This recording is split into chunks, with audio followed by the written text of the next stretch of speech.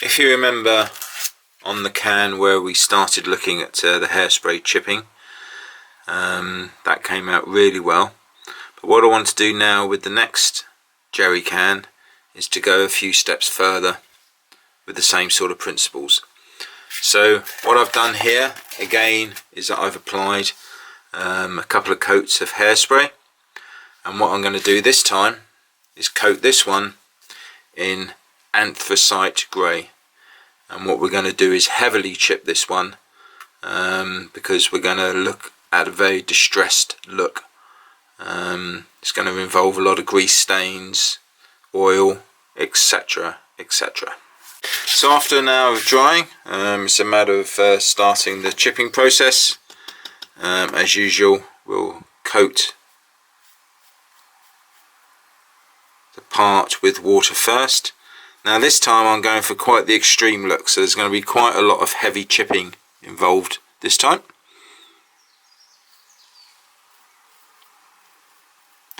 So just waiting for it to start to come away.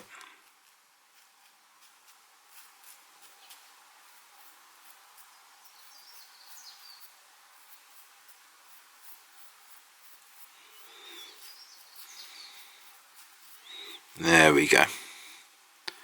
Always be patient, it will eventually start to work.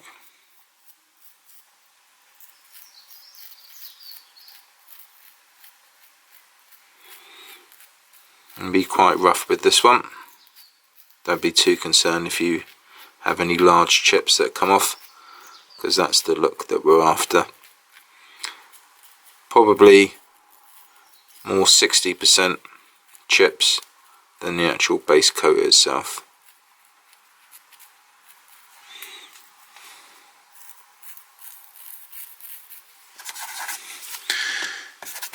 Obviously, because I'm taking more paint off, it does start to have problems seeing what you've done. So if we just take a wide brush and just take that off, and then as you can see, it's a little bit clearer now. And this is going really well now. Okay, it's going to take a bit of time, so leave this one with me and I'll come back to you in a moment. Now we want to really start cranking it up a bit on the distressed look of this particular jerry can. So we're going to be doing a pin wash. Again, it's been given a coat of matte varnish. Now my favourite colour for representing dirt is raw sienna or sepia, very similar in colour. So we'll just load that up with the thinner, and then we'll just start doing the pin wash. You don't have to be too exact this time, because we're going for the very distressed look. It will be quite handy to have a little bit of overflow, because what we'll do, we'll then blend that in, and that really does create a nice effect. And what you can also do while you're doing it is just put the odd little dirt spot here and there. And again, once that's dried for about 15 minutes or so, probably a little bit longer because it is thinned out oil, you'll be in a position to be able to blend that in and create a nice effect. So leave that with me and I'll show you how it turns out. So the final stage for this fuel can is that we'll just add some streaks and sort of idea of oil spill, fuel spill, etc. So we're going to use oils of black, raw umber and burnt umber. So what we need to do first of all is actually apply it neat. Again, black, be very careful with your black. And just add it onto the tops. This is going on neat. The brush is dry. And we're just doing little dabs. You may well be able to see how that's come out there. And we'll do a few along the bottom.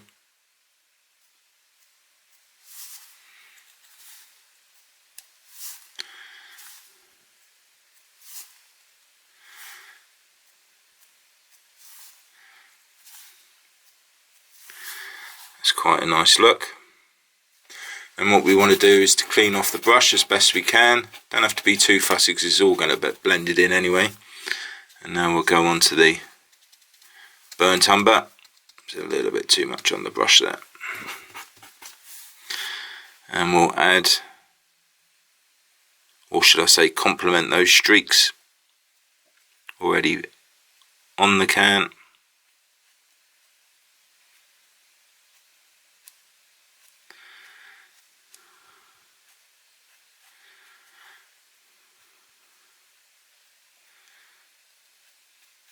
And then finally, just take all of that off. We'll use the raw umber, and again, all going on neat.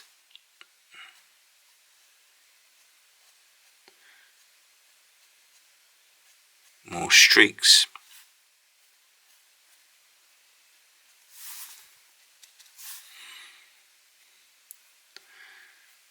So there we are.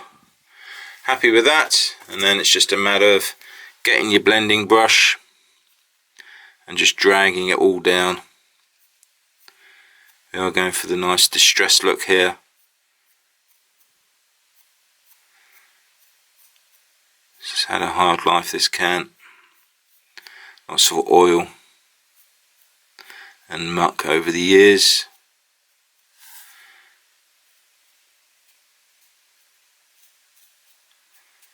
And there we have it. And that will dry out nicely and give you some nice effects. So that's that one done. Move on to the next.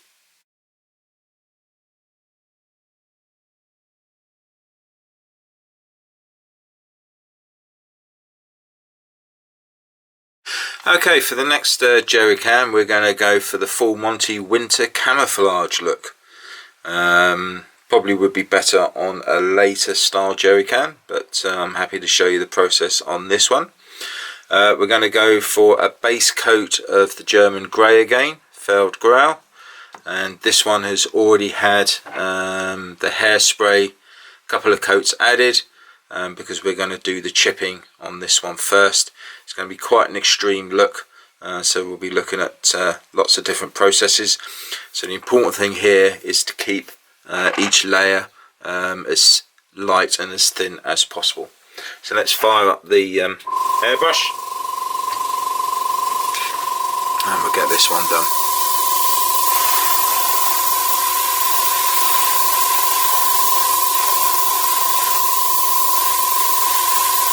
Forgot to mention, as I'm sure you saw, this one is the brown oxide primer. So there we are. Nice light colour. Happy that some of the brown is still showing through, because there's going to be several layers going on. So after an hour's drying, in the usual way, it's time to do the chipping. Again, just cover the area in water, and then we'll start to work our way around the edges.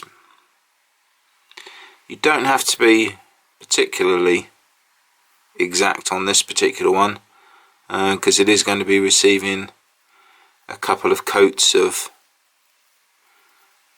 white to represent the white camouflage, so don't be too concerned if any large patches come off when you're doing the chipping. And you can be quite bold with your patterns as well. So as always, this is all coming off very nicely indeed.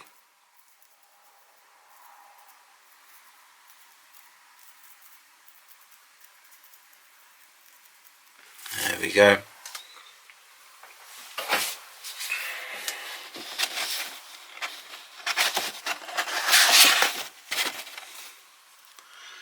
And there we have some of the chipping effects starting to appear. So leave that with me now to carry on with the rest of the can. Then what will happen is that I'll give it time to dry off, some more hairspray, and then we'll start on the winter camouflage. So now that that's dry, we can now start the winter camouflage. Again, it's had a couple of coats of hairspray added. We're going to go for a slightly darker white to start with, which is the insignia white. So we'll put that on now.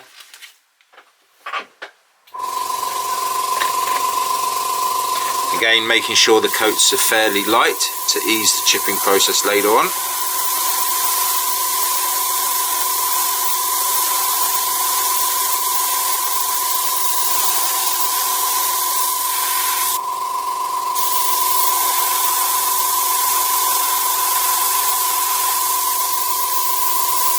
And we'll go over it again.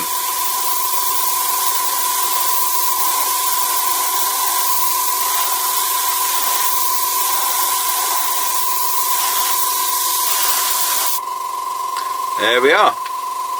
And then when we do start chipping this particular coat, it will be fairly heavy chips, because obviously what we're going to do 2 layers of camouflage, just to create that depth to the actual can itself.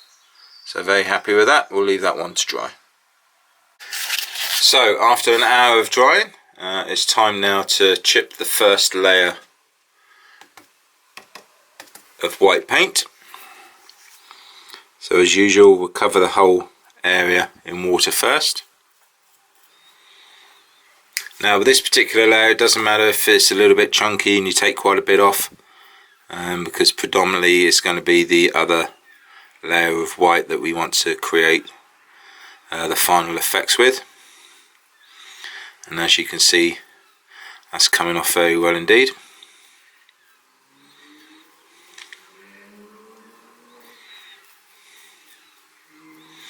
Yeah, very pleased with how that's going. You can see that there. So leave that with me and I'll complete the rest of the can. So there we go. Very effective use of the hairspray chipping method. And as you can see, some lovely patination there. Some nice worn effects all over this particular jerry can. So what we'll do now, once that's dry, we'll again put on a couple of layers of hairspray, and then we'll do the pure white coat on the actual can itself. So with the 2 coats of hairspray applied, it's now time to add on the top winter camouflage coat, and here we're going to be using standard white. So let's start up the airbrush.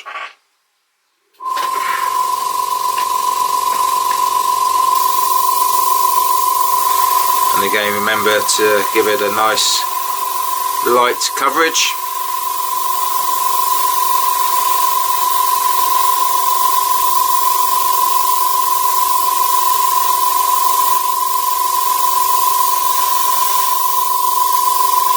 And on the base as well.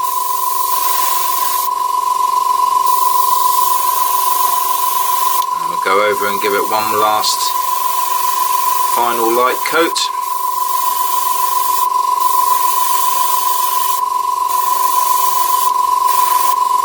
And there we go. And we'll leave that one to dry, and then we'll be able to start the chipping process again in an hour's time.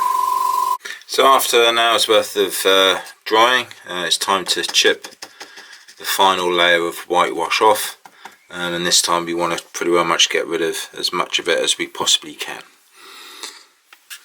So let's just coat the area.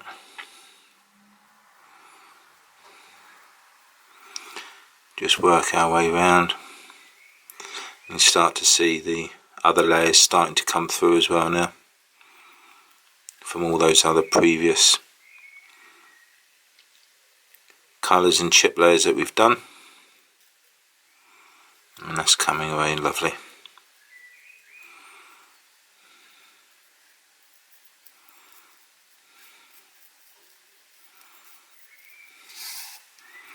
I want to take a bit more time with this and create some more shapes as well as the chipping.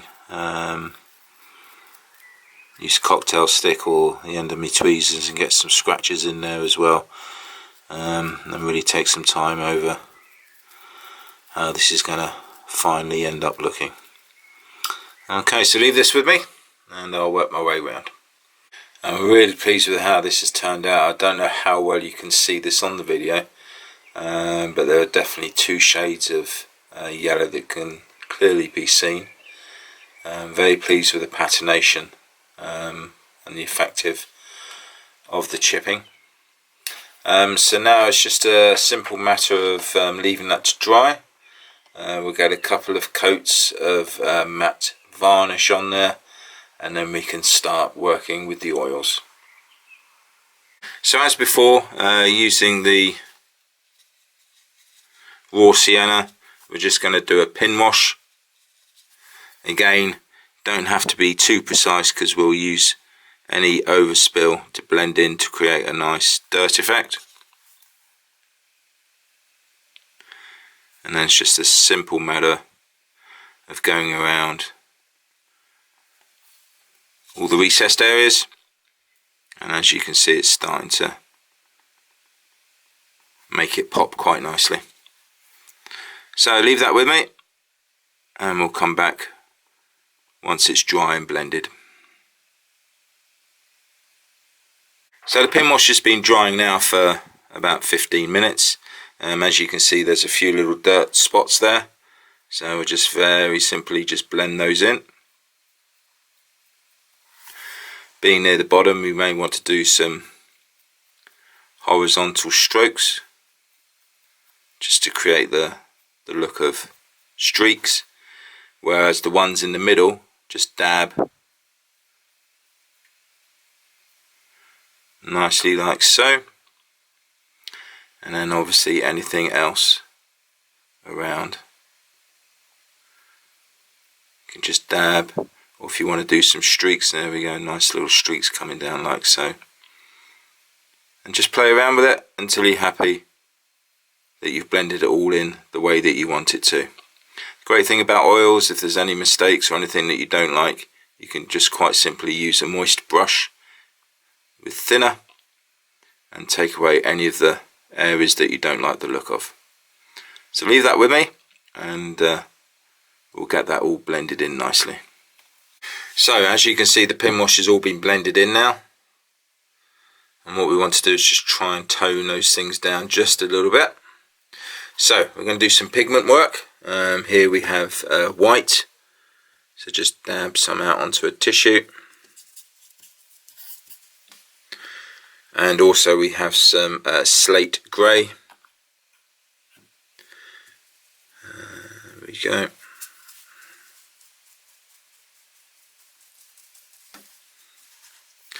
And it's just a matter of going round. There you go, that's lightened that up already, which is good.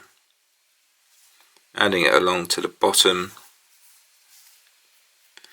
Getting some nice streaky effects there. If you want to, possibly some up the top. There we go. And then moving over to the white to enhance that.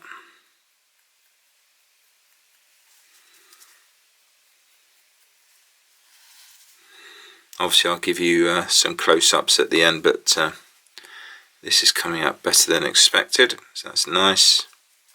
Toning it all down, all the oils. As all I've done in the past is to use thinner to set the pigments in place, but this time we're going to do things a little bit different. We're actually going to use white oil, so we get the thinner in place, get the palette,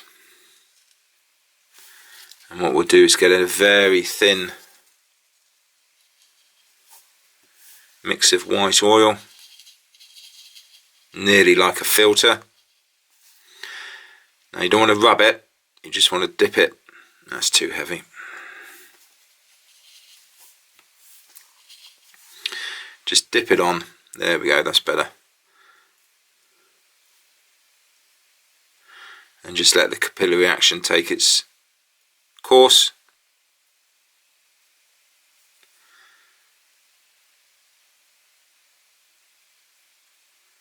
And that will fix it all in place. Once dry, if you're not happy with the look, just repeat the process. There we are.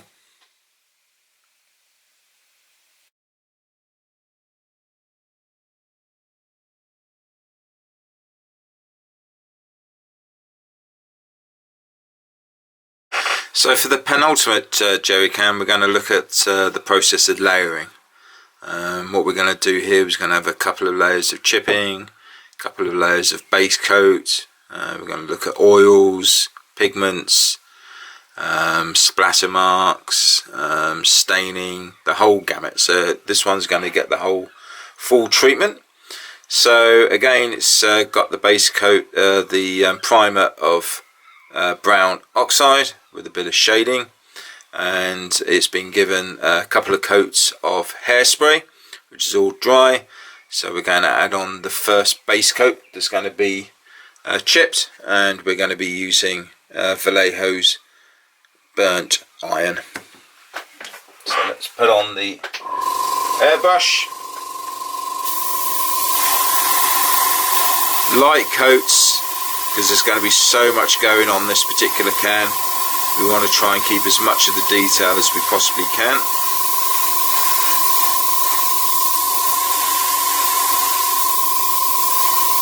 And we go over it again.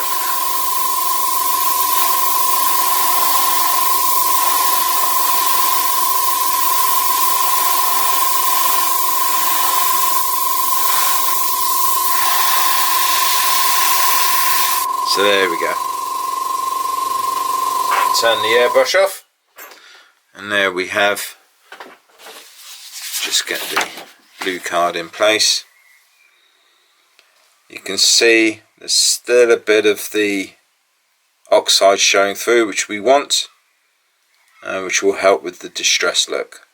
So very happy with that. We'll put that to one side to dry, and then we'll start the chipping. Okay, so this one's been left to dry for an hour. Put a coat of water on it, and what we'll do now is start the chipping process.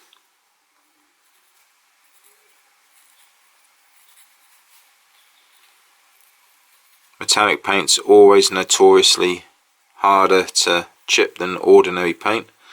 Gives you more of a burnished look than an actual chipped effect. We're starting to get some release now. Oh, that's good. Obviously not too concerned about the patterns here, because we still got another layer of chipping to go on top of this one yet. So if you get any big chunks come off, don't be too concerned.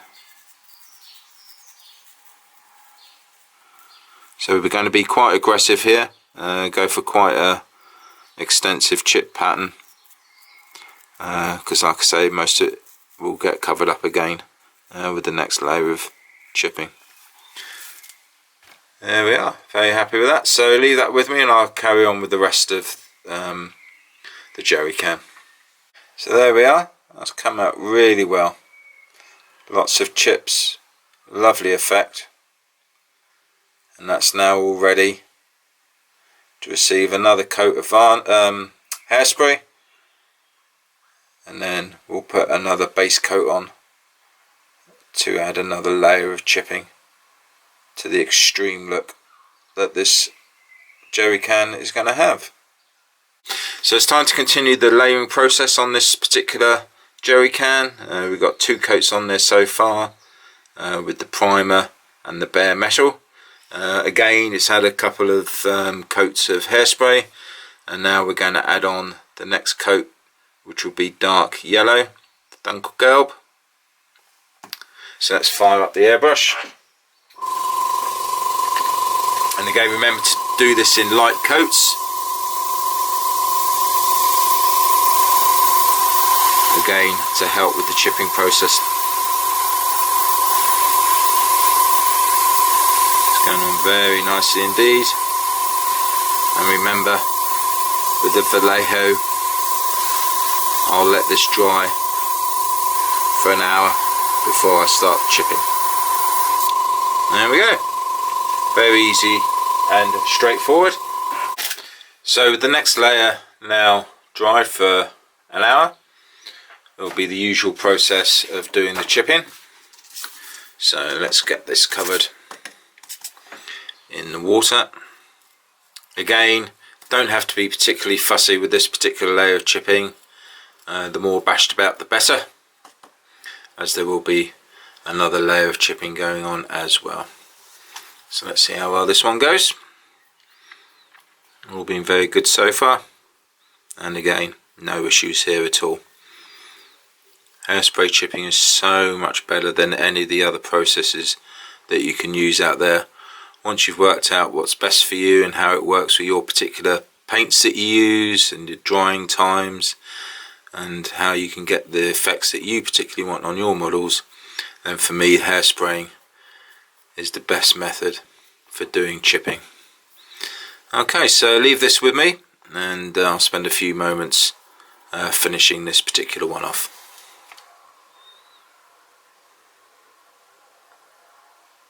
And there we go, another successful chipped jerry can. Allow this to dry, a couple of coats of hairspray, and then we'll add on another sand based colour. So now we're moving on to the fourth layer. Again, a couple of layers of hairspray have been added, and this time we're going to go for sand yellow. So let's get the hairbrush fired up.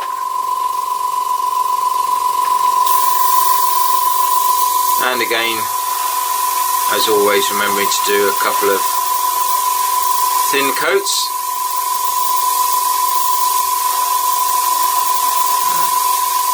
Going on nice and easily. Don't forget the base. We'll go over that again.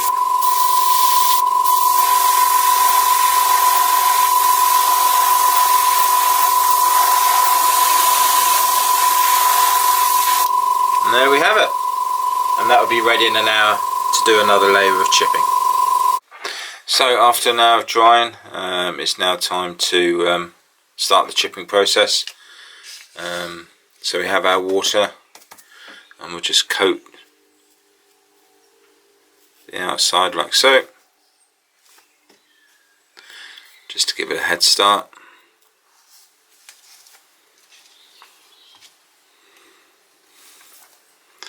There we go, and then we'll start, and there we are, it's coming away nicely. And what we're going to do, we're going to get that two-tone effect of the darker and the lighter yellows. Yeah, it's working very nicely indeed. So again, leave that with me and I'll carry on working with that. So there we go. Hopefully you can see that. You see the two different shades of yellow, as well as the original primer coat on there as well. Very pleased indeed how that's turned out. So that's just going to be a matter of leaving that to dry, and then we'll stick a couple of coats of matte varnish on there. So with the jerry can fully dried, I've now masked off in preparation for the next layer, which will be the white stripe representing the water jerry can. I've not bothered masking off the side because it's going to be heavily chipped. Now this is going to be the first of two layers of white, so rather than go for actual white on this particular layer, I'm going to be going for deck tan, which obviously will give that darker representation, and then we'll top it off with pure white afterwards. Being model colour, obviously it's had to be diluted down because otherwise it won't go through the airbrush. So let's get that fired up.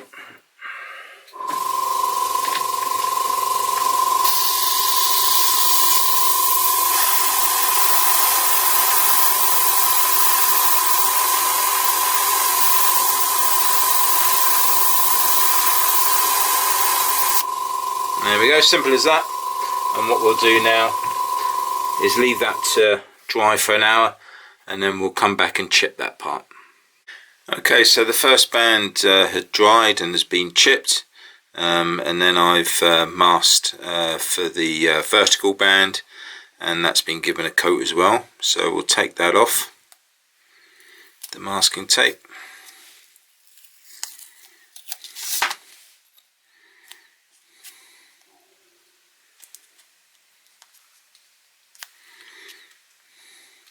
Or not, as the case may be. There we go. So you can see where the first band has been chipped away. So now we'll do the other band.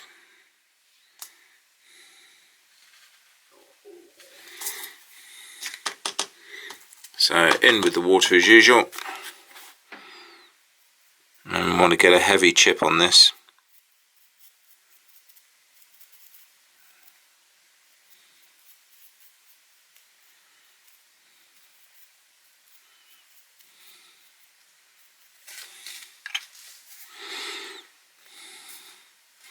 And on the other side.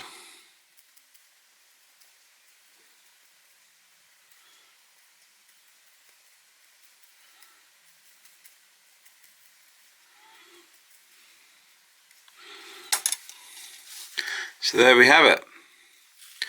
One heavily chipped water bottle.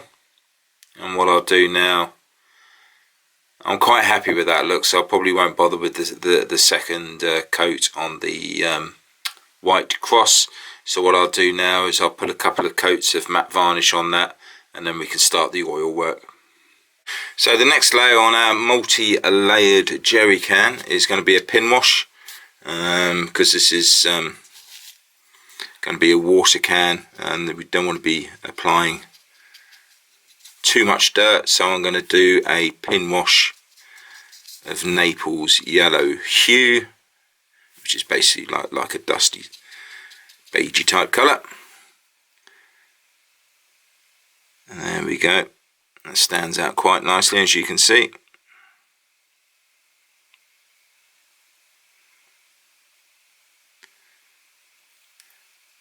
And then again, once that's dried for about 15-20 minutes, we'll just blend those edges in to create a nice effect. Again, if you want to, you can see a little bit of spillage there. You can also add the odd little spot here and there, and we'll just blend that in later to create nice little effects. So leave that with me and I'll show you how that turns out. So with the pin wash all blended in, it's now time to add another layer, and this time we're going to use pigments. I'm just going to go for the light pigment along the bottom, because this is the one I want to use for the desert look. So taking your brush, just crush a little bit onto a tissue and then apply along the bottoms, because that's obviously where the most of the dust is going to accumulate.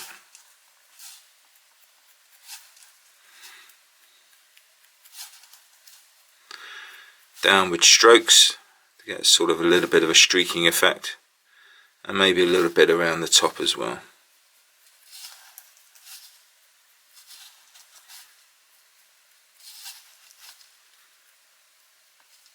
And there you go. And then we'll just get a little bit of thickener, gently touch it, and that will fix it all into place. Just wait for that to dry now, and then we'll go on to the next layer. So the next layer was just very simple stains, as we've seen on the other cans, just using the raw umber and your burnt umbers. Just a matter of very slightly touching your areas, like so, and then getting your blending brush and either streak or dab to create an effect. Some up there, we'll streak those particular ones, like so. And again, your can, you go for however much you want or however little, and just add that another layer of depth to the can. So for the final layer on this particular can, obviously being water, we shall add some wet effects.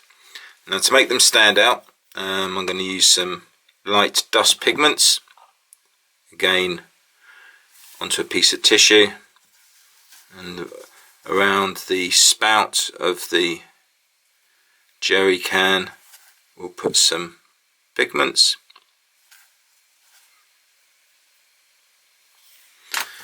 And then using AK Wet Effects fluid,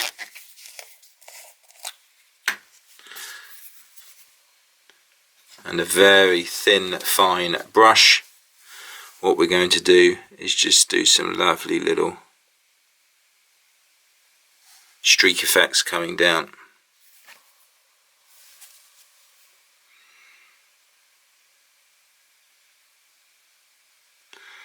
The side of the can.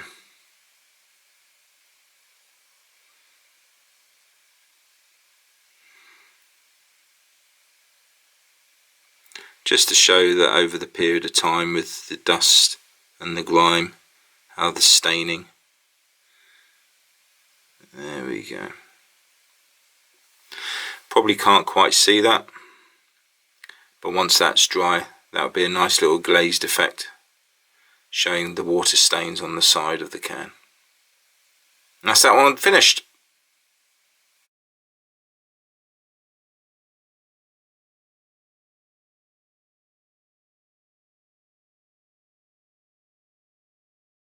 Now for the very final jerry can, we're going to go for totally worn out, totally rusted, possibly being involved in a fire.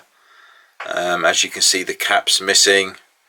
I've added a few little dents and scrapes. If you go on the internet, there are actual distressed, beaten up, squashed jerry cans that you can actually buy, resin ones. But really I just want to show you the process of creating a complete and utter rusty look on a jerry can. So with the final jerry can, it really is just a matter of building up some washes of different rust colours, so that we can create that final rusty look. I personally start from dark to light. So we've got some Panzer Aces dark rust. We also have Model Air rust, and also light rust, and then in there we'll have a little bit of yellowish rust, and to top it off some orange rust as well. Okay, so like I say, it's a very simple process. It's just a matter of building up layers of washes. So here I have the dark rust, so we'll just simply apply that. Obviously it doesn't look too different being on top of the brown oxide primer.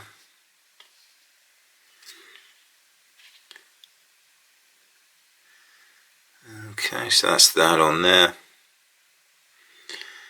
And then you can either leave it to dry or get the hairdryer on that, get it to dry, and then start on the next layer and just build up the layers of wash until you're happy with the look that you've got.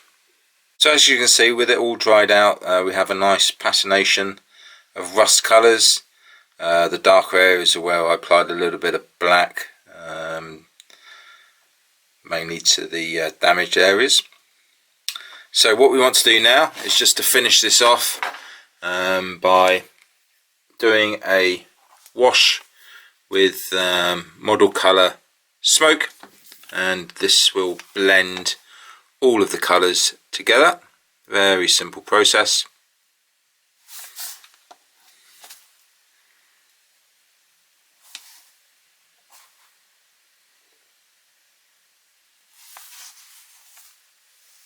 There we go.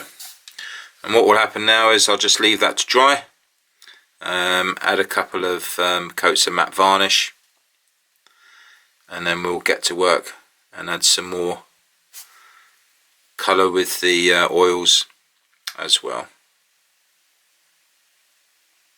Now on the final rusty jerry can, we're going to use burnt sienna for the pin wash. Burnt sienna is your go-to colour for anything rusty, as it really does enhance things like exhausts, rust spots, streaks, that sort of thing. So again, this one we want to be fairly precise. As you can see, that's going in very nicely indeed. But again, with it being a rusty old can, as you can see here, we've got a bit of a dent. So if we just put a little spot there, that gives the effect, when I blend it in, of a rust streak. And it's your jerry can. You decide how you want to improve the look with streaks and little rust spots. There we go. This is where the fuel will be added, so we'll make that quite rusty around the sides there. Maybe a few little rust spots on the handles. It's up to you, but have a bit of fun, and I'll crack on and get that one finished. So with the oils all blended, we've got a lovely colour appearing. Next I'm going to add some pigments. Here we're going to be using Humble red oxide. At this stage of the process, really, it's up to you. You can just have a bit of fun adding pigments, oils, stains, and really just enhance the rust effects as much as you want, really. You can go for really extreme or just a little bit of rust, that's entirely up to you. I'll just put a little bit around the bottom here, and maybe on the cross. There we go. And then what we'll do is we'll get a splatter brush. We'll put this, let me just move this out of the way, because this red oxide's like black. If you get it everywhere, it's a nightmare to get off. So we'll clean up the area.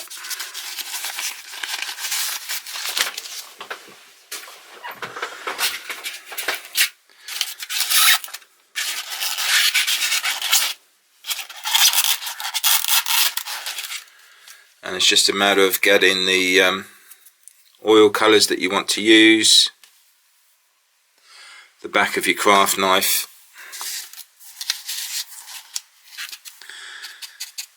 and get yourself a nice wash, and then you can just, using the back of the knife, go over, do your splatter marks as you see fit. You can do a variety of hard edged ones, as well as the more watered down versions. So I'll just clean that off, and we'll go for a little bit more neater colour this time, so you get some more harder splatter marks.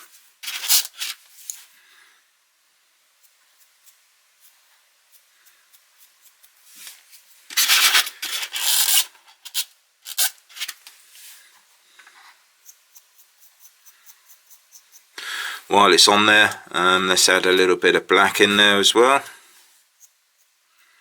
just to mix it up a bit.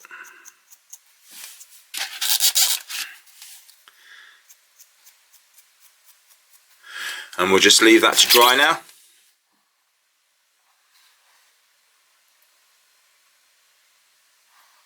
And then I'll do the final pictures for you.